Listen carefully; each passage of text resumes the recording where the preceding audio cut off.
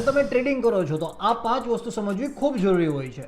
First છે candle stick, second છે market trend, third છે ટાઈમ ફ્રેમ, એન્ડ ફોર્થ છે માર્કેટ સ્ટ્રક્ચર, એન્ડ ફિફ્થ છે સપોર્ટ એન્ડ રેઝિસ્ટન્સ. આપણે કેન્ડલ સ્ટિકથી સ્ટાર્ટ કરીએ. તો what is candle stick? Candle stick આપણને શું બતાવે છે? અલગ અલગ ટાઈમ ફ્રેમમાં અલગ અલગ કેન્ડલ સ્ટિક વર્ક કરે છે. અત્યારે આપણે 5 મિનિટનો ટાઈમ ફ્રેમ સિલેક્ટ કર્યો છે. તો કેન્ડલ આપણને શું બતાવે છે? જે પ્રાઇસ ઓપન થાય છે, શું હાઈ લગાવે છે, શું લો લગાવે છે, મતલબ તમને કમ્પ્લીટ ડેટા પ્રોવાઈડ કરે છે કે પ્રાઇસનું બિહેવિયર શું હતું, પ્રાઇસ કઈ મિનિટે કેટલો એ ઉપર હતી, કેટલી ઓછી હતી, કેટલી વધારે. તો આપણે અહીંયા વોલ્ટાજનો ચાર્ટ ઓપન કર્યો છે જે 1 ડેનો ટાઈમ ફ્રેમ છે. તો અહીંયા જોઈ શકો છો કે મોટી કેન્ડલ છે. રેડી? તો અહીંયા જે લાસ્ટ પ્રાઇસ જે ક્લોઝ હતી એ 960 છે. જે 960 પછી માર્કેટ લો કેટલો લગાડે છે? તો કે નિયર 890 લગાવે છે. અને માર્કેટની ક્લોઝિંગ પ્રાઇસ શું હતી? તો આપણે જોઈ શકીએ છીએ કે માર્કેટની ક્લોઝિંગ પ્રાઇસ નિયર 910ની આસપાસ ક્લોઝ થયો છે. તો અહીંયા આપણે હાઈ શું છે, લો શું છે, ઓપન પ્રાઇસ શું છે અને ક્લોઝિંગ પ્રાઇસ એ આપણે 4 વસ્તુનો ડેટા કમ્પ્લીટ મળી જાય છે. તો એના માટે આપણે કેન્ડલ સ્ટિકનો ઉપયોગ કરીએ છીએ. જો સપોઝ અહીંયા સિર્ફ લાઇન ચાર્ટ હોત તો આપણે શું દેખાડે કે એક પ્રાઇસ સર્ટેન દેખાડત કે પ્રાઇસ ક્લોઝ ક્યાં થઈ હતી ને ઓપન ક્યાં થઈ હતી. તો એના માટે કેન્ડલ સ્ટિક બિહેવિયર છે એ કમ્પ્લીટ તમને 4 વસ્તુઓનો ઓપન, હાઈ, લો અને ક્લોઝિંગ પ્રાઇસ બધી વસ્તુ તમને પ્રોવાઈડ કરે છે. એટલે આપણે જોઈએ છીએ કે જે મોટા ટ્રેડર હોય છે કે ઇન્સ્ટિટ્યુશન ટ્રેડર હોય છે એ ચાર્ટ માટે કેન્ડલ સ્ટિક્સનો ઉપયોગ કરીએ છીએ. સો હવે આ કેન્ડલ સ્ટિકમાં અલગ અલગ ટાઈમ ફ્રેમ હોય છે. સપોઝ આ 1 ડે છે, 5 મિનિટ હોય છે, 1 અવર હોય છે, 4 અવર હોય છે. તો આપણે કયો યુઝ કરીએ છીએ? જો આપણે ઇન્ટ્રાડે ટ્રેડિંગ કરતા હોય તો આપણે 5 મિનિટ, 15 મિનિટ, 1 મિનિટનો યુઝ કરતા હોઈએ છીએ. જો આપણે સ્વિંગ ટ્રેડિંગ કરવું હોય છે તો આપણે 1 ડે, 1 વીકનો ઉપયોગ કરતા હોઈએ છીએ. અને લોંગ ટર્મ માટે આપણે ઇન્વેસ્ટ કરવું હોય છે તો આપણે 1 મંથ કેન્ડલ સ્ટિક્સનો ઉપયોગ કરતા હોઈએ છીએ. તો બેઝિકલી 1 ડેમાં શું હોય કે એક દિવસનો પૂરો ડેટા હોય છે. 5 મિનિટના ટાઈમ ફ્રેમમાં શું હોય તો 5 મિનિટમાં જે પણ પ્રાઇસને અપ મોમેન્ટમ થયું હોય, ડાઉન મોમેન્ટમ થયું હોય એ કમ્પ્લીટ ડેટા આપણે કેન્ડલ સ્ટિક્સમાં જોઈ શકીએ છીએ. સપોઝ અહીંયા આપણે વોલ્ટાજનો 1 ડેનો ચાર્ટ ઓપન કરે છે, એક દિવસનો આપણે પૂરતો ડેટા મળે છે. સો અહીંયા જોઈ શકો કે આ દિવસે શું હતી, માર્કેટ મોટી ડાઉનફોલ થઈ હતી. બીજા દિવસે માર્કેટ થોડું ગેપ ઓપન થયું અને માર્કેટ થોડું કમથી ડાઉન થઈ. પછી ત્રીજા દિવસે સાઇડવેઝ માર્કેટ વર્ક કર્યું છે. એમ કમ્પ્લીટ ડેટા આપણને કેન્ડલ સ્ટિક્સમાં જોવા મળે છે. તો માર્કેટનો ટ્રેન્ડ ક્રિએટ કરવા માટે માર્કેટ એક સર્ટેન સ્ટ્રક્ચર બનાવતું હોય છે. સપોઝ અપટ્રેન્ડનો માર્કેટ હોય છે તો એ continue higher high, higher low, higher high, higher low એવું સ્ટ્રક્ચર બનાવીને માર્કેટ ઇન્ક્રીઝ થતું હોય છે. તો ડાઉન ટ્રેન્ડમાં માર્કેટ કેવું સ્ટ્રક્ચર બનાવે છે? Lower low, lower high, lower low, lower high, મતલબ ડિક્રીઝ થતું હોય છે. આ કઈ રીતે બને છે આપણે લાઈવ એક્ઝામ્પલમાં જોઈએ. તો તમે અહીંયા બીએસસીના સ્ટોક્સનું એક્ઝામ્પલ જોઈ શકો છો કે જે સ્ટોકમાં 465 હતો અને પછી 445 આવે છે. પછી પાછો સ્ટોકમાં ભાવ વધવાનું ચાલુ કરે છે, 520 પાસે જાય છે, પછી થોડોક લો લગાવે છે, 500 આસપાસ લો લગાવે છે, પછી 580 જાય છે, પછી પાછો થોડો નીચે આવે છે, 550 પાસે આવે છે અને પછી ડાયરેક્ટ 780 આસપાસ જાય છે. ક્યારે પણ તમે સ્ટોક્સની મોમેન્ટમ ડાયરેક્ટ એક સર્ટિન વેમાં ન હોય. સપોઝ 100 રૂપિયાથી કોઈ સ્ટોક ડાયરેક્ટ 1000 રૂપિયા નથી જવાનો. 100 રૂપિયાથી પહેલાં 150 રૂપિયા આવશે, પછી 200 રૂપિયા જશે, પછી પાછો 180 ઉપર આવશે, પછી પાછો 250 સુધી જશે. એવી રીતના હાયર હાઈ, હાયર લોના એક સ્ટ્રક્ચરલ વેમાં ફોર્મેશન થાય છે. હવે આપણે ડાઉન ટ્રેન્ડમાં જોઈએ. ડાઉન ટ્રેન્ડમાં આપણે ઇથિરિયમ ઓપન કરેલું છે. સો ઇથિરિયમમાં યુએસડીમાં પ્રાઇસ હોય છે. તો અહીંયા આપણે જોઈએ છે કે 4200 આસપાસ અહીંયા સ્ટોક ઇથિરિયમની પ્રાઇસ છે. તો એ ડાઉન થઈને 3600 આસપાસ આવે છે. પછી પાછો થોડો અપર સાઇડ જાય છે, 3800 આસપાસ આવે છે. પછી પાછું ડાયરેક્ટ લગાવે છે 2940 આસપાસ આવે છે. પછી પાછું 3400 આસપાસ આવે છે અને પછી ડાયરેક્ટ લો લગાવે છે 2500 આસપાસ. તો ડાઉન ટ્રેન્ડમાં આ રીતે વર્ક કરે છે, લોઅર લો અને લોઅર હાઈ. ક્યારે પણ તમે જોશો તો અહીંયા પ્રીવિયસ સ્વિંગ છે એ ક્રોસ નહીં કરે, ડાયરેક્ટ લો લગાડે છે, થોડું અપસાઇડ જાય છે. જો અહીંયા પ્રીવિયસ જે હાઈ છે એ ઇન્ટેક રહે છે. જો એક ક્રોસ થાય તો અહીંયા આપણે ટ્રેન્ડ ચેન્જ થાય છે. પણ અત્યારે કન્ટિન્યુ ડાઉન ટ્રેન્ડ છે, આપણે કંઈ ખબર પડે. અહીંયા તમે જુઓ તો આ લોઅર હાઈ છે એ હંમેશા ઇન્ટેક્ટ રહે છે, એ ક્રોસ નથી થતા. મતલબ આ આપણો જે છે ઇથિરિયમ એ ડાઉન ટ્રેન્ડમાં છે. એવું સિમિલર આપણે અપ ટ્રેન્ડમાં પણ એવી રીતના સિમિલર વેમાં મૂવ કરતો હોય છે. તો અહીંયા બીએસસીમાં તમે જોશો કે જો પ્રીવિયસ હાયર લો છે એ ક્રોસ નહોતો, તો અહીંયા 445નો લો છે. પછી નેક્સ્ટ જો તો 520નો છે. જો પ્રીવિયસ લો છે એ ઓલવેઝ ઇન્ટેક્ટ રહે છે, એ ક્રોસ નથી થતા. મતલબ અહીંયા જો ક્રોસ થયા તો અહીંયા સેલર્સ પાછા આવી જાય.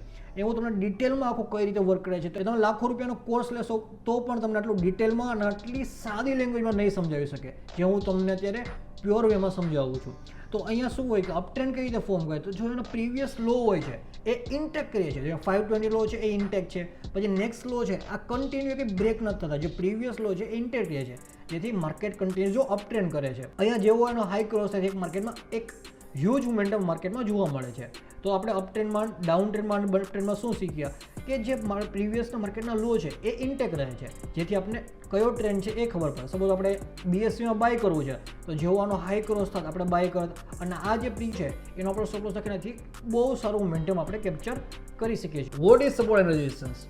આમાં બહુ બધા લોકો ભૂલ કરે છે સપોર્ટ એન્ડ રેઝિસ્ટન્સ આઈડેન્ટિફાઈ કરવામાં. આ બહુ સિમ્પલ વસ્તુ છે પણ લોકો હાર્ડ વેમાં એક્સેપ્ટ કરે છે. ખૂબ જ સિમ્પલ ભાષામાં અને ઇફેક્ટિવ વેમાં જે માર્કેટમાં વર્ક કરે છે એ તમને સ્ટ્રેટેજી પર શીખવાડીશ, અને એના તમારા ઉપર ટ્રેડ પણ કઈ રીતે લઈ શકો છો એ ડિટેલ વેમાં તમને હું એક્સપ્લેન કરીશ. તો ફર્સ્ટ ઓફ ઓલ આપણે સ્ટાર્ટ કરીએ સપોર્ટથી. સપોર્ટ શું હોય છે? સપોર્ટ આપણે જે ગુજરાતીમાં કહેવાય એક સહારો, મતલબ કોઈ પ્રાઇસ છે જે 100 રૂપિયાનો સ્ટોક છે એ 80 ઉપર વારંવાર જાય છે અને 80 ઉપરથી જ બાઇક આવે, 80 ઉપર જાય છે તરત જ એક સ્ટોક્સ આપણો 105 પહોંચી જાય છે, પાછો 105 થી 80 આસપાસ આવે છે અને તરત જ 120 આસપાસ જાય છે, પાછો એ સ્ટોક્સ નીચે આવે છે 95 આસપાસ આવી, પાછો 80 આવે છે, મતલબ 80 થી માર્કેટમાં બાઇંગ આવે છે, મતલબ આપણે એને કહેશું સપોર્ટ. કોઈ પણ સ્ટોક્સ વારંવાર એક પ્રાઇસ ઉપરથી એક હેવી ક્વોન્ટિટીમાં બાઇંગ આવતું હોય, મતલબ એક સર્ટેન મોમેન્ટમ થતી હોય તો એને આપણે સપોર્ટ કહેશું. તો તમે અહીંયા ચાર્ટમાં જોઈ શકો છો તો BSCના તમે સ્ટોક પર જોશો કે 2700 આસપાસ એક સર્ટેન પ્રાઇસ મોમેન્ટમ દેખાય તમને. અહીંયા જોશો તો એક હેવીલી ક્વોન્ટિટી બાય થાય છે. તો વારંવાર જ્યારે આ પ્રાઇસ આવે છે અહીંથી આપણે મોટા વેમાં બાઇંગ થાય છે. સો અહીં દેખો, અહીંયા ફર્સ્ટ ટાઈમ, અહીંયા સેકન્ડ ટાઈમ, અહીંયા થર્ડ ટાઈમ અને અહીંયા ફોર્થ ટાઈમ, મતલબ અહીંથી એક પ્રાઇસ એક બાઇંગ સાઈડ જાય છે. તો મતલબ આપણે અહીંયા જે વારંવાર એક પ્રાઇસ ઉપર સ્ટોક્સ આવી બાઇંગ થતી હોય તો આપણે અહીંયા એક ઝોન કહેવાય, જે અહીંયા સપ્લાય ઝોન અથવા સપોર્ટ કહી શકીએ. તો તમે અહીંયા જોઈ શકો છો કે BSCમાં 2700 નો એક સપોર્ટ ક્રિએટ થયેલ છે. મતલબ અહીંયા સપોર્ટ શું કહે છે, જ્યારે સ્ટોક આ પ્રાઇસ ઉપર આવે છે તમે જોજો કે અહીંયા હેવીલી બાઇંગ થઈ રહ્યું છે. અહીંયા તમે કેન્ડલની સાઇઝ જુઓ, મોટી મોટી કેન્ડલ તમને જોવા મળશે. મતલબ અહીંયા ઇન્સ્ટિટ્યુશન પ્લેયર છે, આપણા રિટેલર આવડી મોટી કેન્ડલ બાઇંગ ન કરી શકે. અહીંયા જો ડાયરેક્ટ જ મોમેન્ટમ જેવું અહીંયા આવે છે મોટી બાઇંગ આવે છે, જ્યારે પણ આ પ્રાઇસ અહીંયા આવે છે મોટું બાઇંગ આવે. અહીંયા તમે જોશો તો ઉપર જો અહીંયા કંઈ બાઇંગ જોવા નથી મળતું, જેવું જેવું અહીંયા આવે છે એ મોટી પ્રાઇસ આપણને બાઇંગ જોવા મળે છે. તો આપણે આ એરિયાને માર્ક કરશું અને ટ્રાય કરશું કે આપણે આ મૂવ કેપ્ચર કરી શકીએ. તો હવે આપણે આના ઉપર સેટઅપ્સ કઈ રીતે બનાવી શકીએ? તો આપણે કઈ રીતે, પહેલી વાર અહીંયા માર્ક આવ્યું તો અહીંયા એક મોટું મોમેન્ટમ આવ્યું, ઓકે આપણે જોયું. સેકન્ડ ટાઈમ પાછું અહીંયા આવે છે તો અહીંયા આપણે જોયું કે ઓકે આ મોમેન્ટમ આપણે જોઈ લીધું, અહીંયા આપણે માર્ક કરી લીધું કે અહીંયા પણ આવે છે ત્યારે એક મોટું મોમેન્ટમ જોવા મળે છે. તો આપણે થર્ડ ટાઈમ માર્કેટ જ્યારે અહીંયા આવશે તો આપણે બાઇંગ માટે વિચારશું, ઠીક છે. તો અહીંયાથી આપણે જેવું અહીંયા બાઇંગ આવ્યું, આ સાઈડ એવું 2750 આસપાસ એવું આપણે બાઇંગ કરશું, અહીંયા સુધી નેક્સ્ટ ટાર્ગેટ રહેશે. હવે આપણે ફોર્થ ટાઈમ અહીં રાહ જોઈ, જેવું આ ઝોન ઉપર આવ્યું આપણે બાઇંગ કરશું ને અવડો મોટો આપણે ટાર્ગેટ અહીંયા જોવા મળે છે. 2750 થી આપણો જે સ્ટોક છે એ ડાયરેક્ટ જાય છે 3200 આસપાસ. દેખો કેવું ક્લીન મોમેન્ટમ જોવા મળે છે, કેવડું અહીંયા બાઇંગ આવ્યું છે. આ રીતે સપોર્ટ એન્ડ રેઝિસ્ટન્સ વર્ક કરે છે. તો આપણે શું કરશું કે જે માર્કેટ જે મોટા પ્લેયર જે બાઇંગ કરે છે એની આસપાસ આપણે બાઇંગ કરવાની ટ્રાય કરશું, જેથી આપણને સ્ટોક્સમાં સારું એવું રિટર્ન મળે.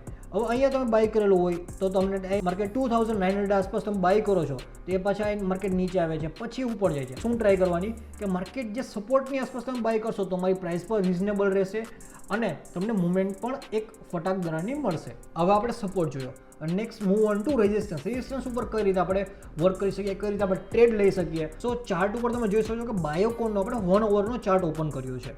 સો અહીંયા આપણે 392 ટુ 396 આસપાસ એક રેઝિસ્ટન્સ જોવા મળે છે. સો પ્રાઇસ અહીંયા શું કર્યું, અહીંથી બાઇંગ આવતું, ઠીક છે. 360 ટુ 390 સુધી એક બાઇંગ આવે છે, પ્યોર શાર્પ બાઇંગ આવે છે. જેવું અહીંયા ટચ થાય છે માર્કેટમાં એક શાર્પ ફોલ જોવા મળે છે, ઓકે. તો આપણે આ લેવલ માર્ક કરી દીધું. નેક્સ્ટ ટાઈમ આપણે જોયું કે માર્કેટ પાછું એ જ લેવલ ઉપરથી શાર્પ ફોલ થઈ રહ્યું છે. So next move on two આપણે થર્ડ ટાઈમ માર્કેટ જોઈએ છે. તો આપણે આ બે લેવલ જ્યાં માર્કેટમાં આવે છે, જ્યારે પણ માર્કેટમાં બે લેવલ ટચ થાય છે આપણે એક ત્યાં ઝોન દોરી આપશું, કા એક લેવલ માર્ક કરી દઈશું. હવે નેક્સ્ટ ટાઈમ જ્યારે પણ આ લેવલ ઉપર પ્રાઇસ આવશે આપણે શોર્ટ કરશું. મતલબ 392 પર આપણે જ્યારે ત્રીજી વાર આ પ્રાઇસ જોવા મળે છે આપણે અહીંયા માર્કેટને શોર્ટ કરી નાખશું, મતલબ અહીંથી સેલ કરશું. 392 થી માર્કેટ ડાયરેક્ટ 360 આવે છે. આને કહેવાય રેઝિસ્ટન્સ. રેઝિસ્ટન્સ મીન્સ અવરોધ. માર્કેટની એક પ્રાઇસ જે બ્રેક કરી શકતું નથી, જ્યાં અવરોધ મળે છે એને કહેવાય રેઝિસ્ટન્સ. જેવું સપોર્ટ વર્ક કરે, જે સહારો આપે છે, એવી જ રીતે રેઝિસ્ટન્સ પ્રાઇસને અવરોધ આપે છે. આપણે જે આ સ્ટોક્સમાં જોયું બાયોકોનમાં, જ્યાં 392નો એક અવરોધ મળે છે, જેવું 392 આસપાસ જાય છે આપણને એક સેલ ઓફ જોવા મળે છે. તો નેક્સ્ટ ટાઈમ આપણે કઈ જાણને યુઝ કરી શકીએ અને સ્ટ્રેટેજી કઈ રીતે બને કે જ્યારે માર્કેટમાં 2 કે 3 વાર એક સપોર્ટ એક રેઝિસ્ટન્સ હિટ કરે છે તો આપણે એ લેવલને માર્ક કરી દઈશું. જ્યારે થર્ડ ટાઈમ કે ફોર્થ ટાઈમ એ સ્ટોક પ્રાઇસ ઉપર આવે તો આપણે સપોર્ટ હશે તો એ ઝોન ઉપર બાઇંગ કરશું, અને જ્યારે રેઝિસ્ટન્સ મળતો હશે તો થર્ડ ટાઈમ કે ફોર્થ ટાઈમ જ્યારે એ પ્રાઇસ એક્શન બનાવશે, થોડી નેગેટિવ પ્રાઇસ જોશે, નેગેટિવ પ્રાઇસ એક્શન આવશે, આપણે એને સેલ કરી દેશું. તો હવે આમાં કઈ કેન્ડલસ્ટિક જોવાની હોય છે, કઈ એંગલ્ફિંગ કેન્ડલ બને, હેમર કેન્ડલ, આવી ઘણી બધી કેન્ડલ બનતી હોય છે. તો એ કેન્ડલ આપણે કઈ કેન્ડલ જોઈને આપણે શોર્ટ કરશું તો અમારો નેક્સ્ટ વિડીયો, જેની મેં લિંક ડિસ્ક્રિપ્શનમાં આપી છે કેન્ડલસ્ટિક્સનો, તો એ કેન્ડલસ્ટિક્સ વાળો વિડીયો જોવાનું ભૂલતા નહીં કે આપણે કઈ પેટર્ન જોવાની હોય છે, કઈ કેન્ડલ જોવાની હોય છે, એટલે આપણે સ્ટોપ લોસ કઈ રીતે પ્લેસ કરવો એ બધું હું તમને ડિટેલમાં શીખવાડીશ. ઓકે, આપણે સેલ કરેલ છે બાયોકોનમાં, રેઝિસ્ટન્સ છે એ જોઈને આપણે સેલ કરેલ છે, તો આપણો સ્ટોપ લોસ ક્યાં રહેશે? તો સ્ટોપ લોસ આપણો અહીંયા જે પ્રીવિયસ હાઈ છે, જે આપણા હાઈ છે 396, એની ઉપર આપણો સ્ટોપ લોસ પ્લેસ કરી દેવાનો, આ ઝોનની ઉપર સ્ટોપ લોસ પ્લેસ કરી દેવાનો, જેથી આપણો સ્ટોપ લોસ હિટ ના થાય અને મિનિમમ 1:3નો રિસ્ક રિવોર્ડ રાખવાનો છે. એવી જ રીતે આપણે સપોર્ટમાં આપણે અહીંયા બાય કરશું 2750 આસપાસ, આની નીચે આપણો સ્ટોપ લોસ પ્લેસ થાય છે અને અહીંથી મિનિમમ 1:3નો રિસ્ક રિવોર્ડ, મતલબ 100 રૂપિયા સામે તમે 300 રૂપિયાનું રિવોર્ડ એ બુક કરવાનો હોય છે. મતલબ અહીંયાથી તમારો સપોર્ટ એન્ડ રેઝિસ્ટન્સ જેમ તમારો ઊંચો, એવી રીતે તમારો રિસ્ક રિવોર્ડ પણ ઊંચો હોય છે. રિસ્ક રિવોર્ડ કઈ રીતે આખું ડિટેલમાં હોય છે એ તમારા ડિટેલમાં વિડીયો ડિસ્ક્રિપ્શનમાં આપી દેલી છે. રિસ્ક રિવોર્ડમાં કઈ રીતે ફોલો કરવાનો, તો એ વિડીયો જોવાનું ભૂલતા નહીં. તમને કઈ રીતે માસ્ટર કરો છો, લોકોની સાયકોલોજી કઈ રીતે હોય છે એ ડિટેલમાં પૂરું સમજાવેલું છે અને ફૂલ ઇઝી લેંગ્વેજમાં સમજાવેલું છે. તો એ વિડીયો જોવાનું ભૂલતા નહીં અને અમારી ચેનલને લાઇક અને સબસ્ક્રાઈબ કરવાનું ભૂલતા નહીં, જેથી તમને આ ફ્રી કન્ટેન્ટ મળતો રહે.